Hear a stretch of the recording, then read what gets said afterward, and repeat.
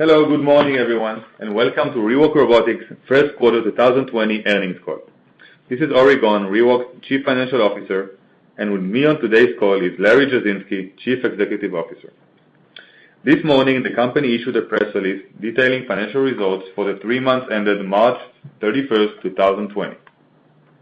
This press release and a webcast of this call can be accessed through the Investor Relations section of the ReWalk website at www.rewalk.com.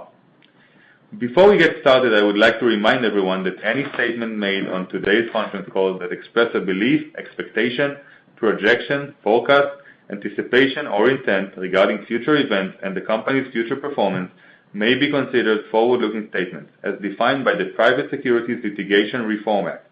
These forward-looking statements are based on information available to ReWalk management as of today and involve risks and uncertainties, including those noted in this morning's press release and ReWalk's filings with the SEC.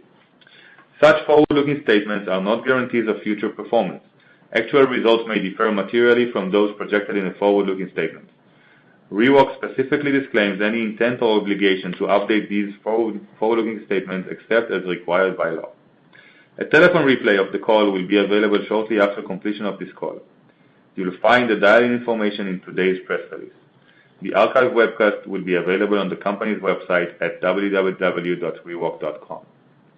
For the benefit of those who may be listening to the replay or archive webcast, this call was held and recorded on May 28, 2020. Since then, ReWalk may have made announcements related to the topics discussed, so please reference the company's most recent press releases and SEC filings. And with that, I'll turn the call over to ReWalk CEO, Larry Jasinski. Larry? Thank you, Ori. Good morning, everyone, and I appreciate your time and interest. The first quarter and activities through May had significant progress in targeted areas and was substantially impacted by the general shutdown from COVID-19. Here are the key activities that occurred so far in 2020. First, successful execution of coverage contracts with the number 1 rated and another top 5 insurer in Germany, which have been publicly disclosed.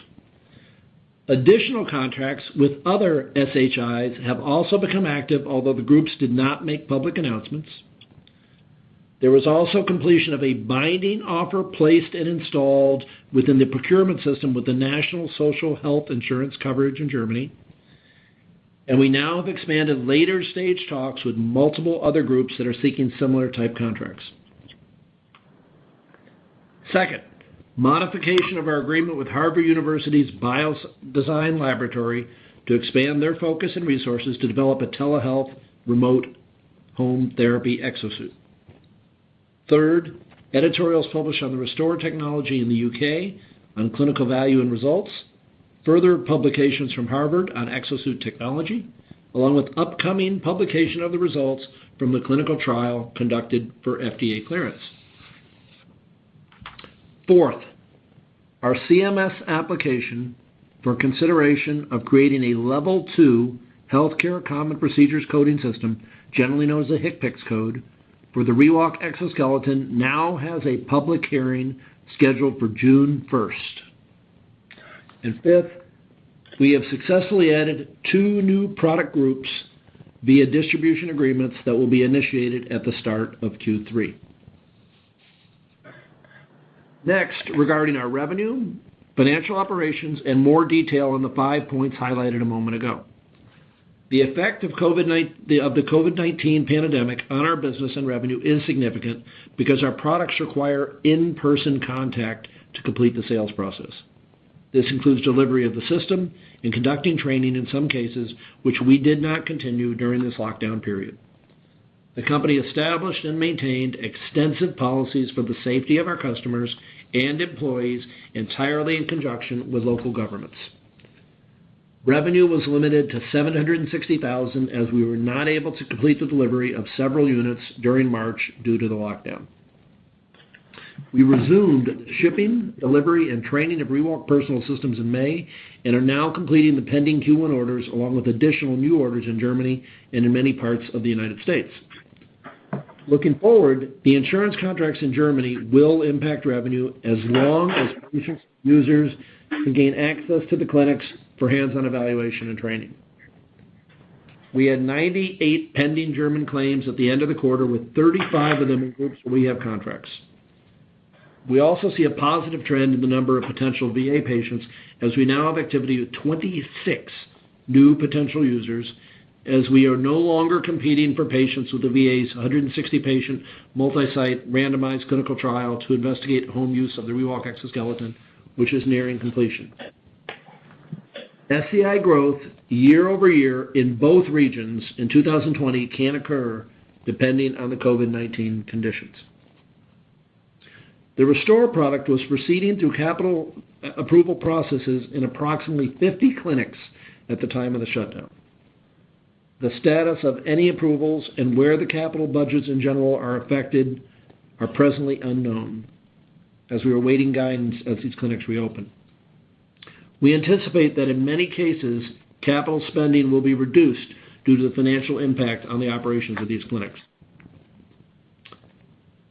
We have also taken steps to ensure our financial stability during the crisis, which included implementing short-term and part-time work reduction programs in specific regions, reducing the number of employees and subcontractors, mainly in the research and development segment, and also looking closely into our inventory procurement to make sure we have the right amount to support our sales. Year to date, we have completed many activities that will impact 2020 sales and long-term growth. There are 5 specific areas that we have really focused on. 1, executed contracts with Technik Krankenhäuser, TK, and Deutsche Engstellen Krankenhaus, DAK, along with other groups which cover in total over 20 million Germans. Also, a binding offer has been placed and installed within the procurement system of 36 insurances under Deutsche Gesetzliche Unfallversicherung, the German Accident Social Insurance, DGUV, which covers 83 million Germans. Each of these agreements were built on the government code for coverage of the ReWalk personal system and are the key element of potentially making exoskeletal walking the standard of care for Germans with paralysis. TK is rated as the leading statutory insurer in Germany. DAK is the 3rd largest. DGUV covers workers along with school children, firefighters, and other essential elements of German society. 2, the advent of COVID has demonstrated the need for technology for the clinician to manage therapy options in the patient's home setting and separate from the clinic. CMS has responded by expanding the list of services which can be provided via telehealth to include existing physical and occupational therapy codes, such as gait training, for example. Harvard's Biodesign Laboratory has fundamental research and designs for home use, and we have modified our collaboration agreement to utilize these technologies in a low-cost, home-based design that can be managed by the clinician remotely. 3, the publications on the value and effects of the Restore system have expanded. This growing base of scientific support is essential to complete market acceptance and understanding of this technology.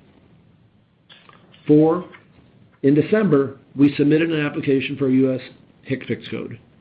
These codes are commonly used for billing with Medicare and Medicaid, along with private insurers. This continues to progress, and the public hearings for this application will be held on June 1st. More than half of the target market for the ReWalk 6.0 relies on Medicare and Medicaid, and this will start the process of increasing access for these individuals. And 5th, with the expansion of the U.S. sales team, we have sought to add synergistic products to our offering to service our home-based customers, expand our clinic relationships, and to grow our revenue. As part of this strategy, we have completed agreements to distribute 2 additional product categories as of July 1st, 2020. We will offer the Myelin Functional Electrical Stimulation, known as FES, cycling rehab and home products, and the MediTouch rehab glove, leg, arm, and balance systems to our U.S. customers.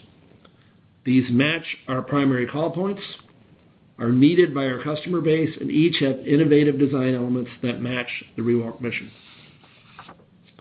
Our progress in each of these areas are key strategic elements for the development of these new markets by allowing payment and access to innovative technologies. For the company, they are the pathway to initiate growth in 2020 and beyond. Next, I'd like to turn the call over to Ori for a financial review. Ori? Thanks, Larry. Our Q1 revenue was $760,000, and as Larry mentioned, it was affected by the COVID-19 pandemic. A substantial part of our transactions are normally finalized in the last 3 to 4 weeks of the quarter. So the clinic shutdown in March impacted our ability to potentially close restore rentals and sales. We were also not able to complete the delivery of several ReWalk Personal 6.0 devices during the quarter. The revenue split by product is the following. Our Personal 6.0 products had a total of $714,000, and the Rehab Restore device had a total of $46,000. On the reimbursement side, we had 4 new rental approvals and 4 conversions of previously rented units during the first quarter. At the end of the quarter, we had 13 active SCI rentals and 7 Restore trials. This rental pipeline represents $1.5 million in revenue. Our total number of SCI pending insurance cases was 115 at the end of the quarter, with 98 of them in Germany and 17 in the U.S., compared to 145 at the end of 2019. The U.S. pipeline lists private insurers and do not include the VA opportunities.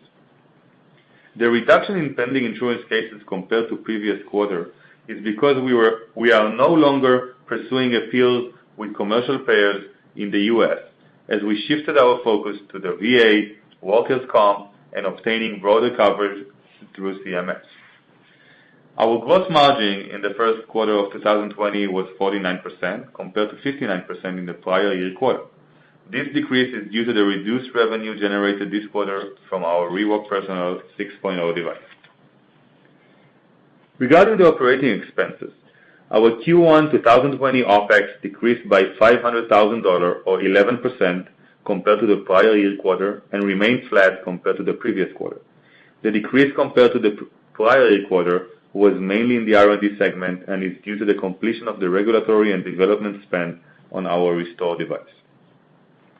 I would also like to describe several steps we have taken to reduce our spending and cash burn due to the COVID-19 impact. As we completed our main R&D project in the second part of 2019, we have decided to focus our remaining R&D internal resources to product maintenance. This allowed us to reduce some personnel and subcontracting elements. We have also reduced employees' spending with short-term programs in certain locations, and within our consulting spend, we have looked carefully and adjusted in several areas as well. The different steps that we have taken are anticipated to result in lower operating expense of approximately $300,000 per quarter, with some of it taking effect in the second quarter and full effect will be shown in the third quarter. We have also applied for 2 government funding programs. One was already received with the U.S. Payment Protection Program loan of $400,000. To recap the quarterly results, our net loss for the first quarter was $3.8 million compared to a net loss of $4 million in the first quarter of 2019. Our non-GAAP net loss for the first quarter of 2020 and 2019 remained flat at $3.6 million. We ended the quarter with $16.6 million in cash, and our short-term loan balance was $5.7 million. With that, I'd like to turn the call back to Larry for some final remarks. Thank you, Ori. I'd like to provide additional detail on each of the driving factors for our creation of these new markets and in establishing this industry. So part 1, the pathway for broad and well-defined coverage has been the key limiting factor for those seeking the benefits of walking once again. ReWalk has been the leading and sole company pursuing insurance coverage for home-based exoskeletal walking. The path started in Germany, and the recent results there came from years of effort and by establishing data and systems. We have made 3 public announcements where the companies were identified. One is TK, which covers 10.6 million Germans, has been voted Germany's best health insurance company for 13 years in a row, and has moved swiftly to procure its first payment under the contract during the first quarter. A second is DAK Gesundheit. It is the 3rd largest HHI in the country, providing insurance for 5.6 million people. Its history dates back to 1775, making DAK Germany's oldest health insurance company. Third is DGUV, which comprised of 36 different DGUV member insurers and covers nearly 83 million Germans against work-related, commuting, school accidents, and other occupational diseases. These new policies will allow any eligible beneficiary with a spinal cord injury, SCI, to seek procurement of a ReWalk 6.0 exoskeleton system. They will help set the standard for exoskeleton procurement in Germany. A quote from Mr. Thomas Bodmer, board member at DAK Goshenite, is, quote, "The advantages of this highly innovative supply have convinced us. The quality of this complex care is important to us. This is where the contract comes into play by clearly describing and regulating the interaction between the manufacturer, physiotherapists, and orthopedic technicians in the contract on medical aid for the first time. In this way, we make it possible for those affected to make optimal use of exoskeletons." Unquote. We see these agreements having an immediate impact in two ways. First, and most importantly for the patients who have waited for years, they will now be allowed to walk again. Second, many other insurers see the benefits of well-defined contracts, direct supply, and the results that come from providing an exoskeleton have also initiated contract discussions and provided systems to patients who had been waiting. Part 2. The decision to modify the technical goals and resources with Harvard was based on significant time reviewing future needs with customers, the changes by CMS and need demonstrated by COVID for home therapy, and the capacity within Harvard's biodesign lab by transferring some internal existing technologies and expanding plans for clinical use. Harvard professor Connor Walsh stated, quote, "My lab is motivated to advance innovations that address real clinical challenges in collaboration with clinicians, industry partners, in response to patients' evolving needs. It's clear that there is a need for remote home care with feedback and monitoring capability for clinicians. My research team is interested to see how we can optimize our technologies to meet that need as our collaboration with ReWalk continues." Unquote. We are excited to provide more data on this program as it develops. Part 3, publications. In April, Engineering in Medicine and Biology published Walking Faster and Farther with a Soft Robotic Exosuit in a publication based out of Boston University and Harvard University, which focused on the improved mechanics and that exosuits facilitate faster and farther overground walking. Subsequently, the Journal of Neuroengineering and Rehabilitation has completed the peer review process and accepted the materials from the Restore FDA clinical study, and it will be published shortly.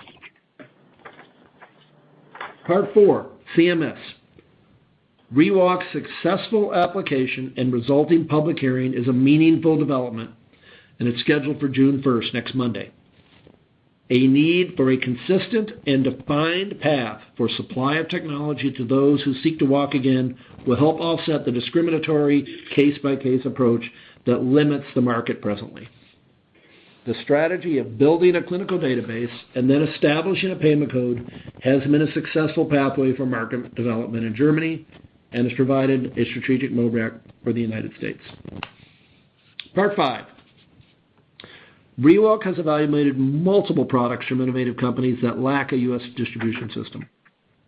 We define specific requirements to match our mission, resources, and capacity, and have chosen to start with 2 product offerings that specifically met all requirements.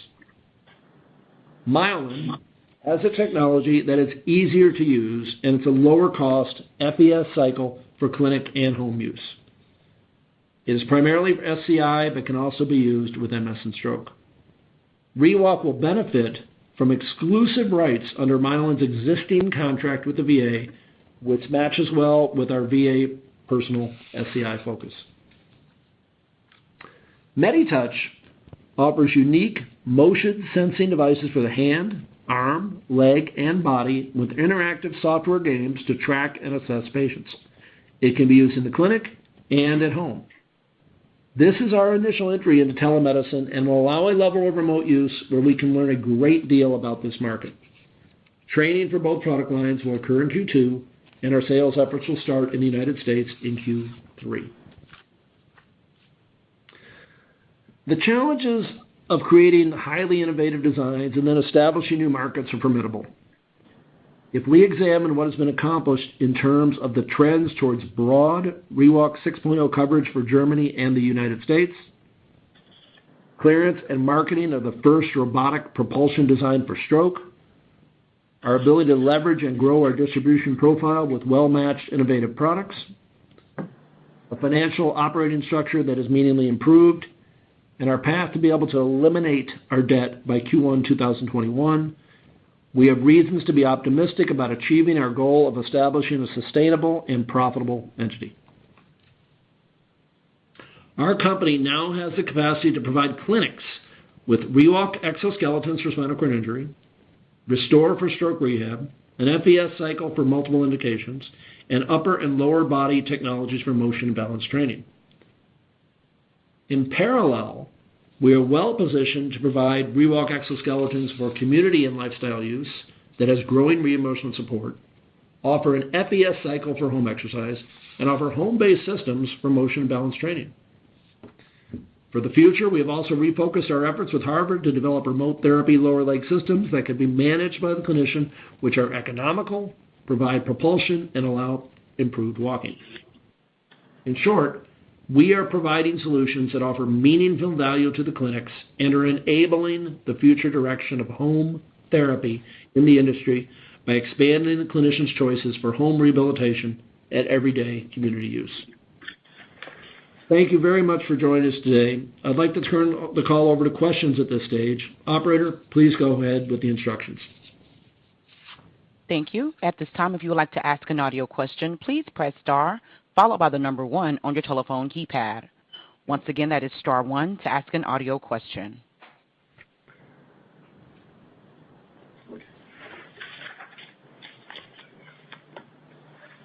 And your first question is from the line of Mr. Rama. Hi, this is RK from H.C. Wainwright. Good morning, Larry and Ori. Okay. Okay. Couple of quick questions. Regarding the CMC meeting on June 1st, which is coming up pretty soon here, what else does CMC need to do before they can provide the dollar amount for reimbursement? Well, the first step is issuing a temporary code, and this public hearing is really the session where they will go over their recommendations. They will hear the comment from our company, from some of our clinicians and one of our users, and they will hear other public comment, either for or against establishment of this new code. So their decision will follow shortly after. The pricing and cycles of establishing CMS codes have varied a little bit, but generally they match the calendar year for the government, which starts in October of this year. Our anticipation is if they elect to establish a code, depending on, we'll see how we do on Monday, June 1st, then pricing would be something that would be addressed probably after that in the contracting phase. So we don't have specific control as to when they would establish pricing, but that is the cycle of time which we get to address it. So specifically, would that be for the year 2021 or the year 2022? Well, the code, it would be October of 2020, so it'd be really effective forward. Relative to pricing, it will probably happen more in negotiations in Q4 and Q1 next year. We're basically looking in a 9-month type cycle. Okay, that's good. And then, regarding the German insurance contracts, since you announced a month and a half ago, what additional color could you provide in the sense as the countries are opening up post COVID-19? have you seen any outflow of product to some of these insured lives under the German contracts? Yes, specifically, almost every unit we've been placing here from the ones that were left over from Q1 we didn't get to deliver, and the early ones are almost entirely within these contracts. And what I really like about them is several of these are patients that have been waiting. One person in particular, does a lot of social media, had been waiting almost 4 years. And from the time that the contract was established to the time she had her unit at home was only a couple of months. The actions that we're expecting in this quarter and the coming quarters are going to be very much driven by the contracts. We do expect them to expand. Our biggest short-term risk is access to the clinics. As long as clinics stay open and we can get in and they can get trained and they can get their delivery, we will have some good progress. But we can't be certain as to how the market access will be just yet anywhere in the world yet with COVID. Okay. And then what is could you provide some additional commentary on the VA front? How is the trial continuing to progress? Anything in terms of data or publications from them? Well, the VA did complete enrollment. They enrolled 161 patients with a target of 160. That was good. They finished the follow-up. My understanding, this is from discussions with the centers, on approximately 125 of them, and then the others are in a bit of a holding pattern because they haven't been doing the follow-up during the COVID period. So the pace at which they get the key centers open will have an impact on when they finish the data, and we have no control over this. So they may elect to publish on the 125 where everything's complete, or they may finish the other 35 and then publish. So we originally expected them to be publishing somewhere around year-end Q1 next year. Can't tell if COVID's going to slow that down or not. Okay. And then the last question from me is, with this new MediTouch product, what sort of synergies should we expect? And also, now that they can do some, other patients can handle some of the telehealth operations, does that provide additional help in terms of placements on the product? I think both of the two companies that we have brought in are really going to be synergistic because they're the same call point. We're not going anywhere that we haven't gone before. So whether it's where we're selling the stroke product for the ankle, it's the same group that in the clinic that we're working with. The bigger difference with the MediTouch line is they also offer a home-based unit that can either be provided by the clinic or bought from us directly. So MediTouch has some very unique elements there that flow rather nicely. On the Myelin product line, the reason it is a particularly good fit for us is they have a contract already in place with the VA, and we will be the distributor for all the VAs in the United States, and that'll be our primary focus. These are the exact same patients we're trying to sell ReWalks to, and in the end, we tend to learn that some of our patients don't qualify. They don't have bone density sufficient, for example, but they would qualify for an FES bike, where they may be able to improve their bone density and get back into a ReWalk. You never know. But they're the same patients, the same labs, the same clinics.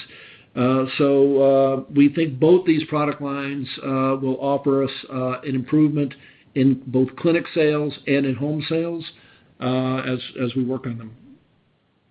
Very good. Thank you very much, Larry. Good luck, and talk to you soon. Thank you. Okay. And at this time, there are no further questions. Okay. Well, then I'd like to close the session. First, thank you for everyone who joined for observing the progress with these new markets. We look forward to providing further announcements or press releases as things develop and conducting our Q2 earnings call in a few months. So please watch or join those if you can. Thanks, everybody, and have a good day. Thank you. This does conclude today's meeting. You may now disconnect.